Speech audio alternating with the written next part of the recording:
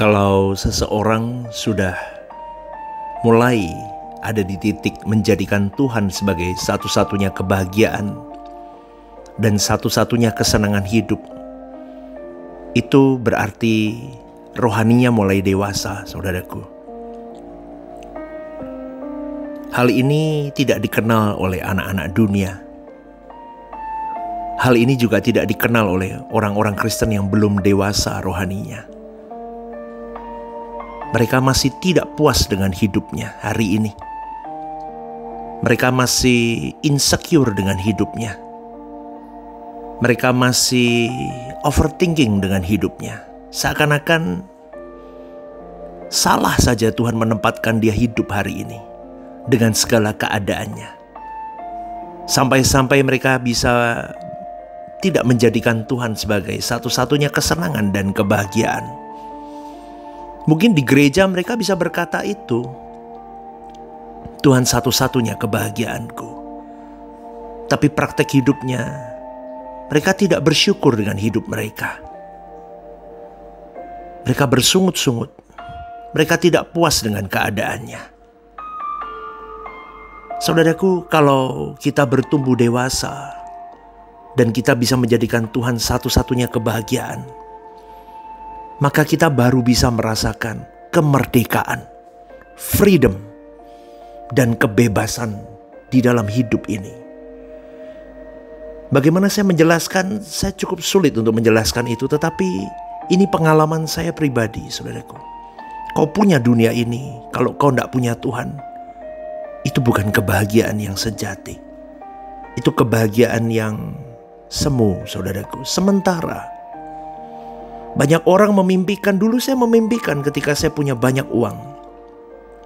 Ketika saya bisa membeli apapun yang mau saya inginkan, saya bisa bahagia. Ternyata tidak, saudaraku. Praktek di lapangan tidak. Tapi hari ini ketika saya berjuang untuk terus terobsesi dengan Tuhan saja, bersyukur dengan hidup ini, berterima kasih dengan apapun di tangan saya hari ini, saya bisa berkata, betapa bahagianya ikut Tuhan. Betapa bersyukurnya ikut Tuhan. Bukan berarti tidak ada masalah. Masalah lebih berat daripada sebelum saya tidak meletakkan Tuhan satu-satunya kebahagiaan, saudaraku. Tetapi bertubi-tubinya masalah, beratnya masalah, tidak lagi menjadi masalah untuk diri saya ketika saya meletakkan Tuhan kebahagiaanku. Kenapa? Karena masalah bukan lagi hal yang penting. Karena masalah yang terpenting ketika kita sudah mengerti satu-satunya kebahagiaan kita Tuhan adalah ketika kita tidak bisa menjadikan Tuhan itu kebahagiaan kita satu-satunya. Itu masalah hidup saja. Itu yang masalah hidup saya satu-satunya. Dan saya rindu kalian semua yang pendengar Renungan The Message juga sama, saudaraku. Jadi selama ini, saudaraku, kita tidak bisa merasakan kemerdekaan karena sesungguhnya yang membelenggu kita adalah kesenangan dunia. Maka apapun yang menjadi kesenangan dan kebahagiaan seseorang selain Tuhan, itu akan merantai seseorang, akan mengurung seseorang dan menghambat pertumbuhan rohaninya. Bahkan itu bisa binasa dia orang itu. Maka saya cuma mau ingatkan, jangan sibuk dengan pelayananmu dan kau lupa menata bagaimana dirimu di hadapan Allah. Lu pastor, apa bisa sih Tuhan jadi kebahagiaan dan kesenangan? Apa bisa? Sangat bisa, saudaraku. Tetapi memang dibutuhkan tekad yang kuat, yang ekstrim sekali. Jika tidak ekstrim sekali, tidak akan pernah bisa. Karena bagaimanapun supaya itu bisa, bagaimana supaya kita bisa ngalamin itu? Cara berpikirmu harus dirubah. Hatimu harus dirubah. Kita harus benar-benar berpikir logis, saudaraku. Realistis. Jangan kata merindukan bulan. Percaya omongan saya, saudaraku. Hal-hal dunia ini jangan menjadikan dirimu seakan-akan berangan-angan. Oh, besok kalau punya rumah bagus, bisa beli pulau, punya kolam renang di rumah, ini dan itu. Kita jadi pemimpi-pemimpi. Ingat saudaraku, hidup itu singkat. Maka kita harus menggunakan waktu yang singkat itu untuk bisa memeluk Tuhan, memiliki Tuhan. Garis bawah ini saudaraku. Orang yang tidak memiliki Tuhan akan binasa selama-lamanya. Saya sedih loh saudaraku kalau ada orang-orang yang masih di titik tidak bersyukur terus dengan hidupnya. Aduh saudaraku, betul. 70 tahun, 80 tahun usiamu. Kalau dibandingkan dengan kekekalan, tidak ada artinya 70 tahun, 80 tahun saudaraku. Tapi ingat, setan itu sering menipu kita dengan perkataan mumpung masih hidup, mumpung masih muda, mumpung masih ada kesempatan, mumpung masih ada di bumi, nikmati hidup, capai segala-galanya untuk kesenangan dirimu.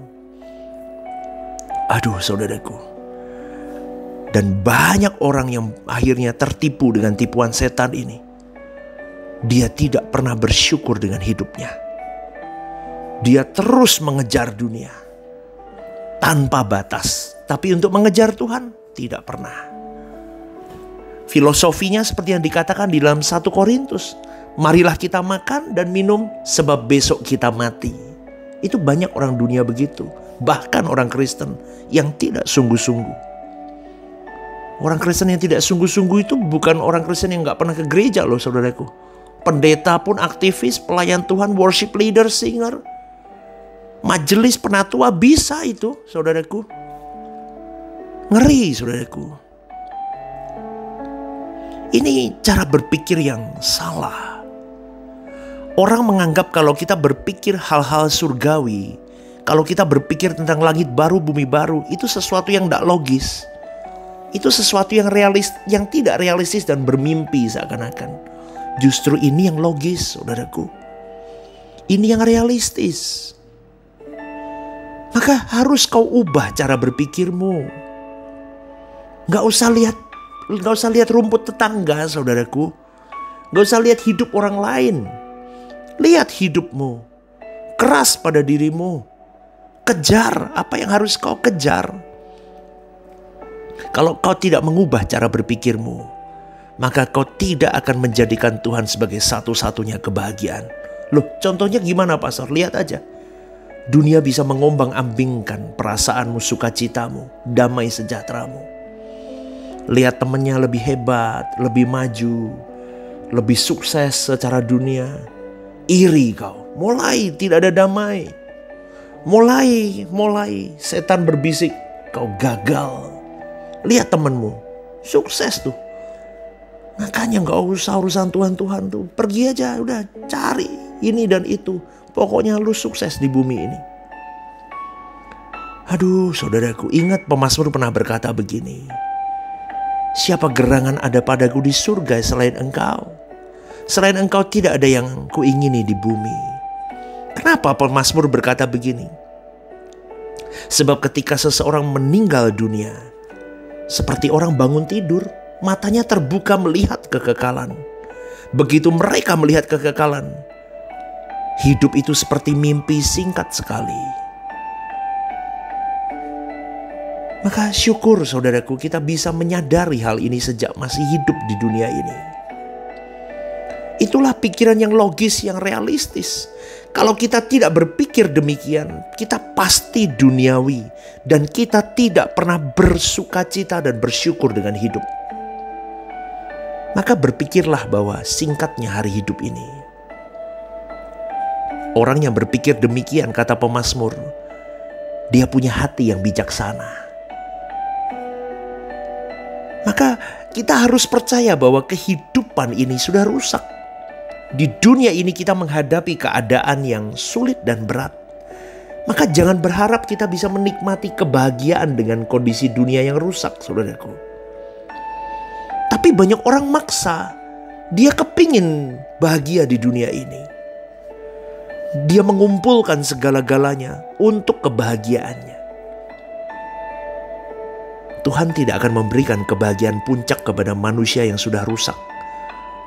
dan bumi yang sudah laknat ini, saudaraku. Percayalah bahwa ada kebahagiaan di kekekalan di langit baru, bumi baru. Kalau Anda tahu hal ini, bukankah seharusnya kau mengejar yang kekal, bukan yang fana? Kalau kau tahu hal ini, bukankah seharusnya kau kejar sampai klimaks, sampai puncak kehidupan rohanimu? Tapi betapa celakanya banyak manusia sampai akhir hidupnya. Dia mengejar kenikmatan dunia tanpa Tuhan. Dia tidak pernah mengejar klimaks perasaan Tuhan. Dia mainkan dinamika perasaan pikirannya seenak dirinya sendiri. Kepingin ini, ingin itu, ingin beli ini, beli itu. Gak puas dengan hidupnya, lihat temennya lebih sukses, gak puas, gak bersyukur, overthinking, melo, terus, rusak, saudaraku. Ini pengalaman yang saya lihat, saudaraku. Percayalah, saudaraku. Jangan sembarangan berpikir, berperasaan, dan berkehendak.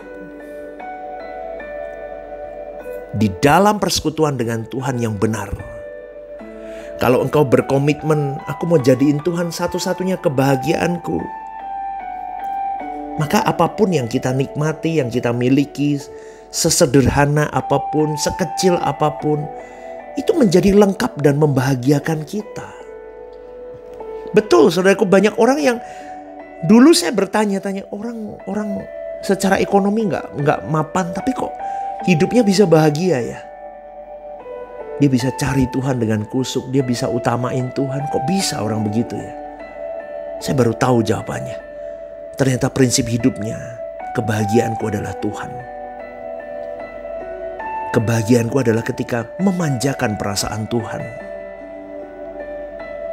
Itu jarang, saudaraku. 1 juta belum tentu 1 orang berani begitu. Maka pagi hari ini saya mengajak kita satu di antara 1 juta orang itu. Berani nggak, saudaraku? Kita menantikan kebahagiaan yang sesungguhnya di langit baru, bumi baru. Hari ini kalau kau berkata, keadaanku, keluargaku kok tidak seindah keluarga si A, si B. Ekonomiku kok tidak seindah mereka. Prestasiku kok tidak seindah mereka. Hidupku kok tidak seindah mereka. Ini dan itu. Kalau kau hari ini kebahagiaanmu Tuhan, kau tidak akan menggerutu kok, saudaraku. Kau bisa berkata, thank you Lord with everything in my life yang sudah kau beri. Ini indah untukku. Aku belajar mencukupkan diri. Aku belajar berterima kasih. Aku belajar untuk membuka pikiran dan perasaanku bahwa hari ini aku ada karena Engkau. Apapun keadaanku, because of you, my Lord. Karena aku tahu hidupku jauh lebih baik daripada orang-orang yang masih ada di luar sana. Maka aku harus belajar bersyukur dengan apa yang kumiliki. Jangan lihat atas terus, saudaraku. Lihatlah ke bawah, maka kau baru bisa bersyukur dengan hidupmu. Jadi jangan kau kejar dunia ini gara-gara kau melihat ke atas terus dan kau tidak puas dengan hidup ini. Hidup itu singkat. Dan tidak ada kebahagiaan puncak atau klimaks di bumi. Yang penting bersama dengan Tuhan kita bisa menikmati apapun yang Tuhan percayakan dalam hidupmu. Kalau hari ini kau nggak punya rumah, kau kontrak pun, kalau kau bersama dengan Tuhan, kau bahagia, saudaraku. Hari ini kau tidak bisa menikmati makan di restoran mewah. Kau tidak bisa makan daging mahal. Kau hanya bisa makan telur, sayur, bahkan dengan garam sekalipun. Nikmat kalau itu bersama dengan Tuhan. Pastor kok bisa ngomong begitu? Saya sudah mengalami. Setiap musim hidup saya sudah mengalami, saudaraku. The happiest life ketika kita bersama dengan Dia. Apapun keadaanmu, kalau kau bersama dengan Dia, that's the great moment. Itu momen hebat, saudaraku. Maka orang terkaya di bumi ini adalah orang yang bisa mensyukuri hidupnya. Orang terkaya di bumi ini adalah orang yang bisa bersama dengan Tuhannya dan mengucap syukur dalam segala keadaan. Beranikah kau berkata, asal ada makanan pakaian cukup bagiku? Artinya apa, Lord? Aku berjuang di maksimal di bagianku. Semuanya kembalikan kepada Engkau. Kau yang menakar hidupku. Jangan lihat tetangga sebelah. Wah, dia bisa beli mobil baru. Aku kok gak punya mobil. Damaimu hilang. Itu berarti kau belum menempatkan Tuhan kebahagiaanmu. Kau masih menempatkan harta sebagai kebahagiaan. Kau masih menempatkan dunia sebagai kebahagiaanmu. Jadi kita tidak bisa bahagia sementara orang lain. Gini loh saudara, kita harus punya konsep bahwa kita tidak bisa bahagia sementara orang lain tidak bahagia. Dalam konteks materi. Bagaimana kita bisa makan enak, tidur enak, sementara melihat orang lain menderita. Kalau kita punya prinsip ini saudara, kita beda loh nanti. Kita bisa menekan atau mematikan keinginan kita. Materi yang ada di tangan kita, kita bisa berbagi untuk orang lain. Ini levelnya beda lagi, naik kelas. Keren kan? Kenapa kamu bisa berbagi, pastor? Karena aku tahu rasanya orang yang gak punya. Ketika aku punya, berapapun di tanganku, aku belajar berbagi. Kenapa harus berbagi? Karena aku tahu ketika aku membagikan apa yang kumiliki kepada sesamaku, aku sedang menghargai perasaan Tuhanku. Keren saudaraku.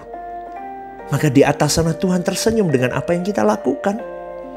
Kalau kita punya roti satu, kita bisa berbagi dengan orang lain. Berani gak saudaraku? Maka keinginan-keinginan yang di bumi ini yang memanjakan kita untuk semakin gila-gilaan, memuaskan nafsu kita untuk dunia ini, kita matikan dengan banyak hal. Aku mau senengin Tuhan. Aku mau senengin Tuhan. Aku mau senengin Tuhan. Tuhan kebahagiaanku. Terus. Maka setan tidak bisa menghancurkan kita. Coba orang yang matre saudaraku. Orang yang masih dunia ini kebahagiaannya. Ketika saudaranya, orang lain, kakaknya, adiknya, temannya lebih sukses dari dia, dia bisa punya hati yang cemburu. Bahaya saudaraku. Maka hancurkan segala keinginan yang tidak menyenangkan perasaan Tuhan. Kita harus dilatih untuk memiliki kesenangan hanya untuk menyenangkan Tuhan. Dan Tuhan menjadi kebahagiaan kita. Amin saudaraku. Tuhan mau manusia memiliki keinginan. Tuhan juga menghendaki manusia memiliki kesenangan atau kebahagiaan. Masalahnya adalah keinginan atau kehendak manusia itu diarahkan kemana? Manusia harus punya keinginan. Harus punya kehendak, tapi tidak boleh pasif. Sebab jika bersikap pasif, manusia akan diterkam oleh kuasa gelap. Dan kalaupun aktif, harus diarahkan, jangan sampai salah. Arahkan keinginan dan kehendak kepada satu arah saja, yaitu kepada kerajaan Tuhan. Jangan yang lain. Ayo pastikan dirimu. Positioningmu di mana? Gunakan setiap kesempatan untuk bertumbuh sampai kita bisa menjadikan Tuhan satu-satunya kebahagiaanku. Dan kita bisa mencintai Tuhan dengan luar biasa. Selamat pagi saudaraku. Bersyukurlah dengan hidup ini. Tersenyumlah dengan hidupmu. Dan Tuhan kebahagiaanmu satu-satunya. God bless you.